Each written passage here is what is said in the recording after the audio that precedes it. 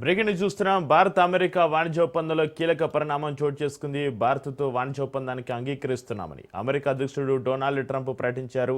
సుంకాలను 18% తగ్గిస్తున్నామని వెల్లడించారు. అమెరికా పైన విధిస్తున్న సుంకాలను 0 స్థాయికి చేర్చడానికి, రష్యా నుంచి చమురు దిగుమతులను నిలిపివేయడానికి భారత్ అంగీకరించిందని తెలిపారు. ట్రంప్ ప్రకటనతో ఇప్పటిదాకా భారత్ ఉత్పత్తులపైన పడుతున్న 50% సుంకాలు 18%కి తగ్గనున్నాయి.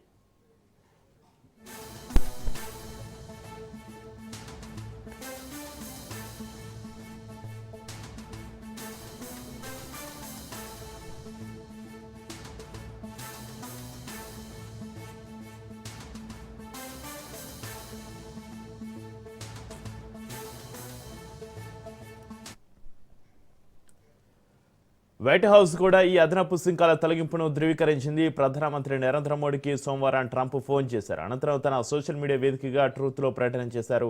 భారత ప్రధాని మోడీతోటి మాట్లాడడాన్ని గౌరవంగా భావిస్తున్నానని ట్రంప్ పేర్కొన్నారు. తనకున్న గొప్ప స్నేహితులు మోడీ ఒకరన్నారు. భారత్కు ఆయన శక్తివంతమైన, గౌరవప్రదమైన నాయకుడిగా కొనియాడారు.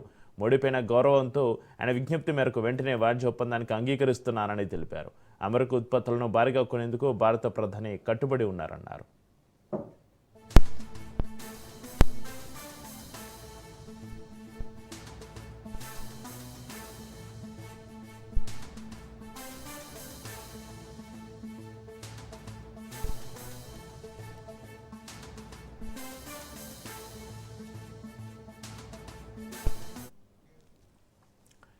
ట్రంప్ ప్రకటనపైన భారత ప్రధాని మోడీ స్పందించారు. భారత ఉత్పత్తులపైన ఇక నుంచి 18% అమెరికా సుంకమే అమలు కానుందని మోడీ వెల్లడించారు.